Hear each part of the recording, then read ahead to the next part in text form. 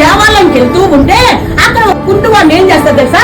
స్వస్థపరుస్తారు. ఆ కుంటువాడిని స్వస్థపరిచిన అక్కడ ఉన్న అధికారులు అందరూ అంటే ఆశ్చర్యం. అసలు వీరికి తెలివి లేదు, వీరికి జ్ఞానం లేదు, వీరికి బుద్ధి లేదు, చెప్పుకోవడానికి పేరు కానీ యోగ్యత కానీ లేదు. కానీ వీరు యేసు నామంలో, అయ్యా యేసు నామంలో దిక్కున ఎగరమనే వాడు లేచారు. వాడు పుట్టినది మొదలుకొని ఎక్కడున్నారంట? ఎక్కడున్నారంట? అదే పుట్టినప్పుడు నుంచి కొన్ని సంవత్సరాలుగా మేము వాళ్ళని చూస్తున్నాము. వాళ్ళ అమ్మలు, వాళ్ళ పితరులు, వాళ్ళ బిడ్డవారు వాళ్ళు చాలా హాస్పిటల్ తీసుకెళ్లారు, చాలా వైద్యాలు చేశారు, చాలా పరీక్షలు చేశారు. ఆయన వాడిని ప్రపంచంలో ఉన్న డాక్టర్లు అన్నయ్యా మా వల్ల కాదు, మా వల్ల కాదని వదిలేస్తే ఈ పేదలు ఎవరైనా మందిరానికి వెళ్తా అలాగని వాళ్ళ చేతులు లేదు, వాళ్ళ చేతులు